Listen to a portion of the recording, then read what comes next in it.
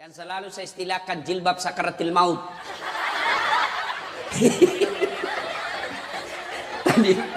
Tadi pagi saya di mana ya ceramah itu, di Bekasi kayaknya. Wih, ada ibu-ibu.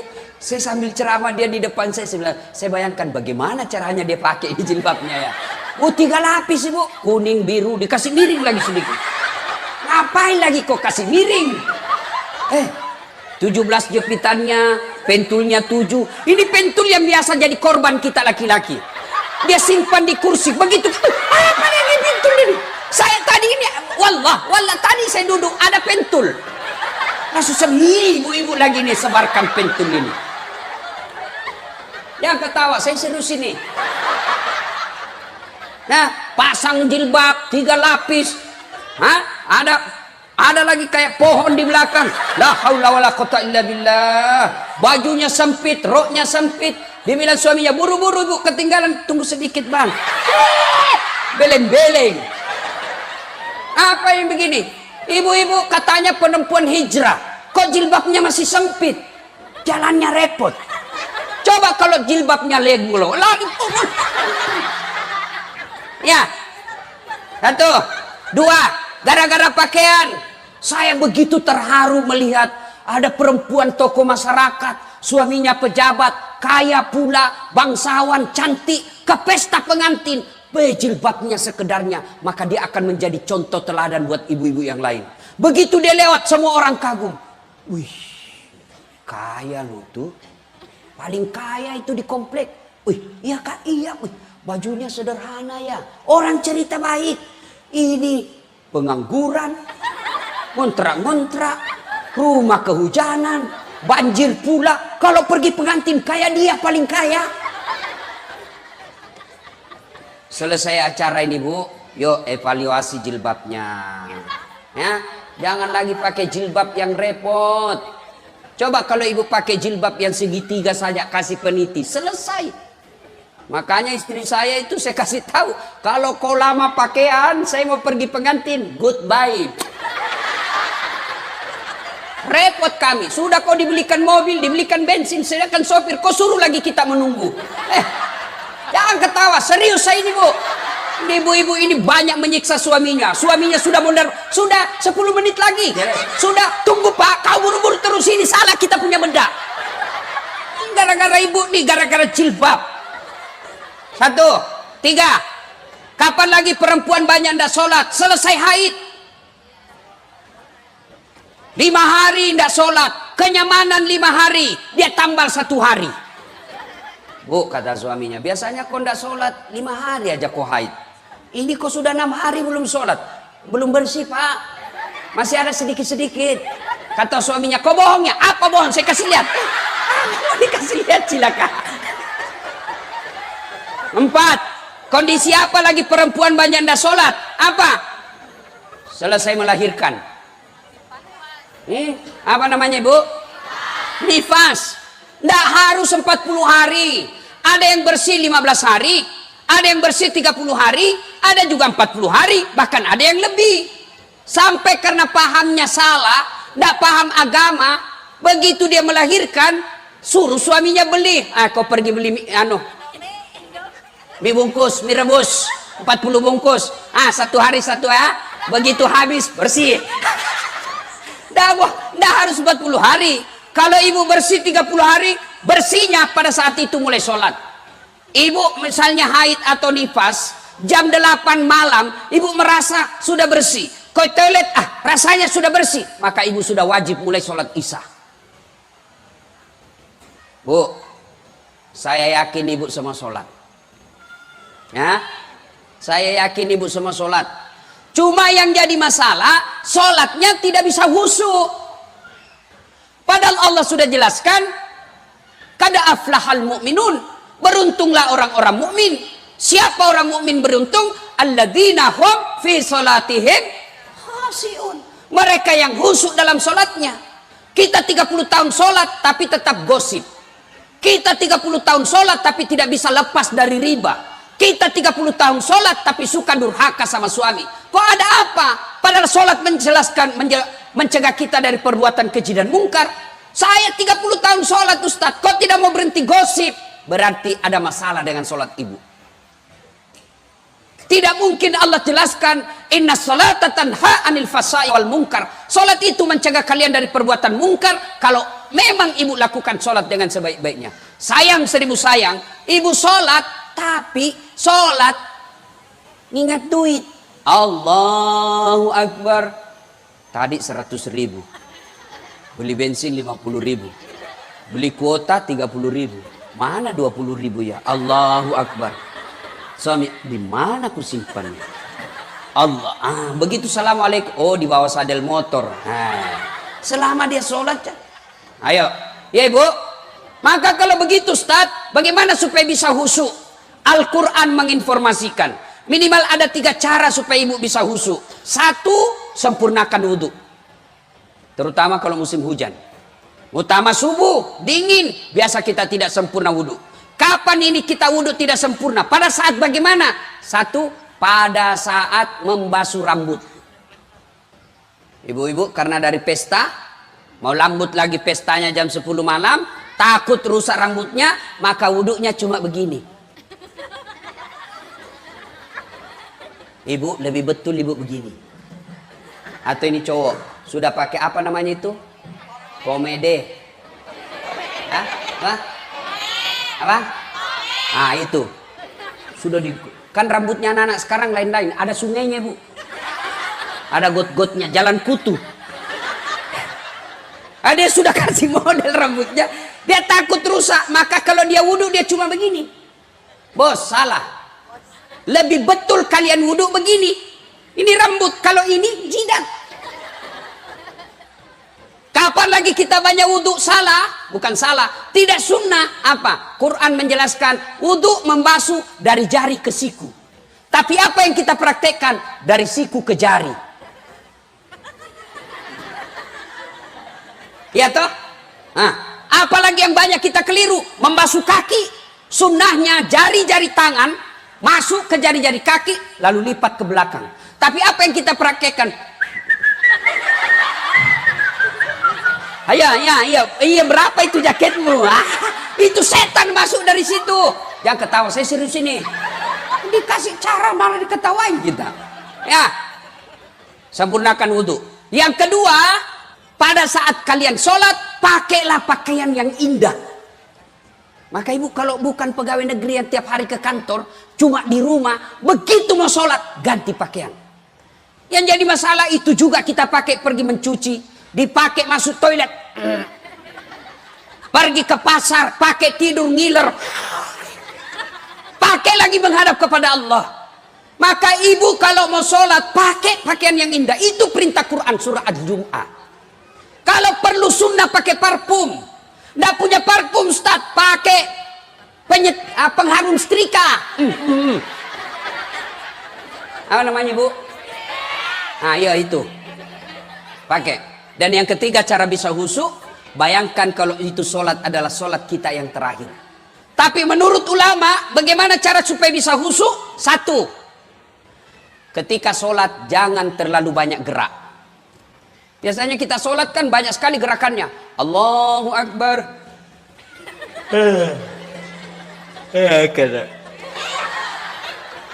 Maliki yaumiddin. Iyyaka na'budu wa iyyaka nasta'in. Ihdinas. Ibu ketawa membayangkan diri sendiri. Dan sholat Allahu Akbar.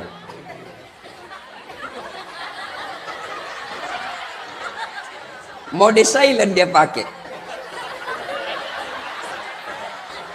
Allah.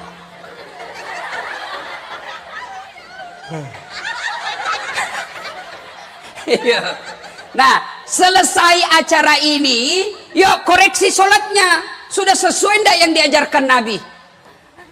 Yang kedua, yang diajarkan ulama, jangan banyak gerak. Apalagi usahakan yang ibu baca paham. Salah satu bacaan yang wajib dibaca ketika sholat Al-Fatihah. Ada yang hafal Al-Fatihah dengan terjemahannya? Ada? Saya kasih hadiah. Ayo bu, siapa? Siapa yang hafal? Saya kasih hadiah. Ayo, yuk, mana? Hadiah, hadiah. Ayo, cepat. Ayo, mana? Ayo. Sini, cepat. Mana? Ayo, hadiah 2 lembar. Mana yang cepat datang? Ayo. Hadiah. Mati kita. Ayo, maju semua dapat hadiah. Mana? Hari untung. Udah beruntung saya malam ini. Ayo, ya di situ aja Bu. Ya, Al-Fatihah dengan terjemahan. Bismillahirrahmanirrahim. Bismillahirrahmanirrahim. Dengan nama Allah yang Maha Pengasih dan Maha Penyayang. Alhamdulillahi Rabbil Alamin. Segala puji bagi Allah Tuhan semesta alam. Ar-Rahmanir-Rahim. Yang Maha Pengasih dan Maha Penyayang. Malik Yaumiddin. Yang menguasai hari pembalasan. Iyyaka na'budu wa iyyaka nasta'in. Hanya kepada Engkau lah kami menyembah, dan hanya kepada Engkau lah kami mohon pertolongan. Ihdinas siratal mustaqim. Tunjuklah kami jalan yang lurus. Siratal ladzina an'amta 'alaihim, yaitu jalan orang yang Engkau berikan. Ghairil maghdubi 'alaihim waladdallin. Bukan jalan orang-orang yang murkai, dan bukan pula jalan orang-orang yang sesat. Masya Allah. Takbir. Bu, kalau ibu sholat 5 waktu setiap baca Fatihah seperti ini, apa alasan Allah menolak doanya ibu? Coba kita sholat, Alhamdulillahirabbil alamin. Baca kalender Persatuan Guru Republik Indonesia. Ini bu, ibu ini uang berkah.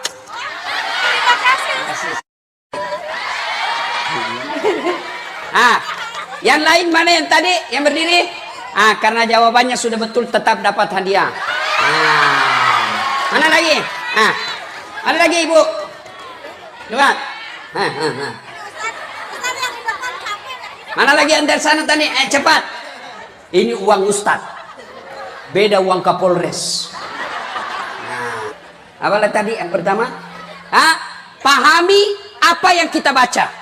Surah pendeknya, kalau tidak bisa pahami per ayatnya, paling tidak kesimpulan ayat itu. Kesimpulan surah itu. Ibu baca, Kul huwallahu ahad. Apa kesimpulan ayat itu? Perintah mengesahkan Allah, tidak ada Tuhan selain Allah. Itu aja kita bayangkan. Tapi kita kan baca Fatihah yang kita pikirkan, lewat kucing. Tidak tertutup pula, mati habis ikan. Akhirnya apa? Kul a'udzu birabbin nas, malikin nas, ilahin nas. Ayo, berikutnya, sholat jangan banyak gerak. 2, baca yang kita baca pahami. Yang ketiga, supaya bisa khusyuk, mata jangan seperti mata pencuri. Allahu Akbar. Tidak seragam bajunya itu. Lewat lagi. Nah, maka bagaimana sunnahnya? Waktu habis. Maka sunnahnya mata kita menuju apa yang kita mau sujudi. Allahu Akbar. Lihat ini. Ya Bu? Bisa? Berikutnya, jangan terlalu banyak gerak. Kalau Syafi'i maksimal 3 kali. 1, 2.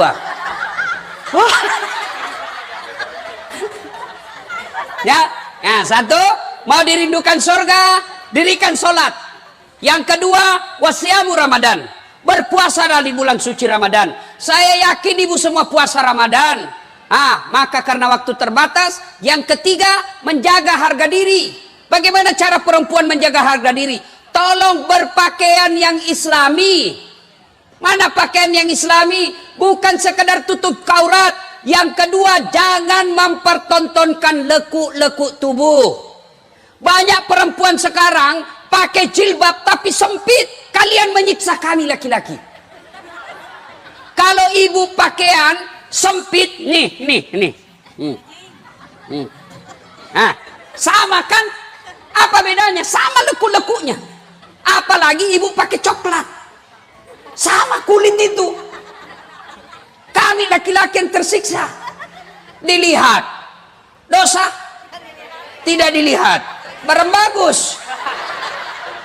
Maka ibu tolong berpakaian yang islami. Jangan mempertontonkan lekuk-lekuk tubuh. Yang ketiga, cara menjaga harga diri seorang perempuan. Jangan pernah keluar rumah tanpa izin suami. Pak, saya mau pergi pengajian. Pengajiannya baik, tapi pasca setelah pengajiannya salah. Sudah pengajian, suaminya belum pulang. WhatsApp di grup. Yuk, ketemu di PI. Pergilah ke Plaza Indonesia. Sudah itu, suami kita kan belum pulang. Lanjut nonton deh. Nonton lagi sampai sore. Padahal isinya pengajian 1 jam. Ibu pengajian baik, tapi karena mengkhianati perjanjian pergi pengajian, akhirnya ibu lebih banyak dosanya daripada pengajiannya. Dan yang keempat, wanita yang dirindukan surga adalah menaati perintah suami. Ini agak berat. 1, 2, 3 gampang. Tapi ini yang perintah suami yang sulit. Bu, mau masuk surga? Mau masuk surga? Taati perintah suami. Bu mau tahu? Ada 4 perempuan menjadi penghuni api neraka. 4 perempuan, jenis perempuan penghuni api neraka. Siapa mereka? 1, mereka yang suka maki-maki suaminya. Dengerin ibu. Ibu marah, boleh. Marah sama suami, manusiawi. Bang, tak kusangka kau begini bang. Kutinggalkan orang tua di Jawa. Saya datang ke Jakarta ini ngikut sama kamu bang. Kau tega-teganya kau sembunyikan duitmu. Boleh marah seperti itu. Tapi yang tidak boleh maki-maki suami. Memang kau goblok. Sama aja opakmu. Tahu begini cilaka kau. Ah, ibu masuk neraka. Dia ketawa, saya serius. Marah sama suami boleh, tapi tidak boleh maki-maki apa sampai meninggal, melibatkan orang tuanya. Memang kau goblok. Suami macam apa kamu? Sudah gendut, malas, kuat makan. Sama aja bapakmu, pulang kampung kau goblok. Ibu biar sholat, penghuni api neraka. Kalau ibu marah sama suami, marah sambil berdoa. Saya tidak sangka kau begitu bang. Saya doakan kau menjadi penghuni surga. Saya doakan kau menjadi lebih soleh. Ya Allah, perbaiki suamiku. Tidak kusangka dia begini. Tapi dialah jodohku ya Allah. Jangan pisahkan aku dengannya. Boleh marah seperti itu. Ini marah-marah sampai maki-maki. Sampai ada kawan saya cerita ibu. Istrinya marah-marah. Mati akal sudah di suaminya. Di bujuknya tidak mau berhenti marah. Akhirnya apa? Dia buka bajunya suaminya. Karena suaminya besar perutnya. Lalu dia buka, dikasih angkat aja. Boleh bapak-bapak coba itu. Kalau su istri ini tidak mau berhenti marah, bapak buka baju, cabut ketek di depan. Kalau dia masih marah, berarti istri kita lagi kesurupan. Ibu ya. Nah ibu, masih ingat wanita dirindukan surga? Satu. Sholat. Saya sudah sholat Ustaz. Tambah sholat sunnah. Mulai besok jangan pernah tinggalkan 1 hari tanpa sholat duha. Selesai sholat duha ibu minta kepada Allah supaya dunia ibu lebih baik. Maghrib masuk, selesai maghrib ibu tambah lagi dengan sholat taubat 6 rakaat. Tengah malam tidak bisa tidur, ibu lanjutkan dengan sholat hajat. Nih adik-adik nih yang cewek-cewek ahad. Masih ada yang jomblo fisabilillah? Mana? Silakan daftar sama saya. Saya panitianya. Ini banyak jomblo-jomblo fisabilillah di sini. Ya, berikutnya sudah sholat, apalagi? Apa? Puasa Ramadan. Sudah Ramadan, tingkatkan dengan apa? Senin Kamis. Ibu-ibu yang mau menurunkan berat badan, coba amalkan Senin Kamis. Lagi puasa Ustadz, terbiasa sarapan jam 8 makan apa itu? Bubur. Begitu habis 1 mangkok, saya puasa. Lanjutkan. Boleh, karena ibu lupa. Tengah hari terbiasa makan siang, makan lagi. Saya lupa. Lanjut. Tetap. Benar, tetap sah. Siang-siang ada tetangga bawa lagi kue. Kemana? Saya puasa. Lanjut. Itu rezeki. Benar. Yang penting betul-betul ibu lupa. Jangan pura-pura lupa. Sudah masuk satu. Pura-pura aja. Allah tahu. Puasa. Yang berikutnya, jaga harga diri. Berpakaianlah yang baik. Seorang wanita berpakaiannya jangan terlalu menarik. Ya. Dan yang keempat, taati perintah suami. Istri yang soleha itu satu, menenangkan hati suami ketika ada di rumah. Jadi kalau suami tidak betah di rumah, ciri-ciri ibu gagal menjadi istri. Bagaimana suami mau tenang di rumah? Ibu selalu periksa HP-nya. Ibu, kalau suami pulang, Assalamualaikum sayangku. Apa ibu tanya? Dari mana pak? Mestinya bukan dari mana. Pak, mau makan apa?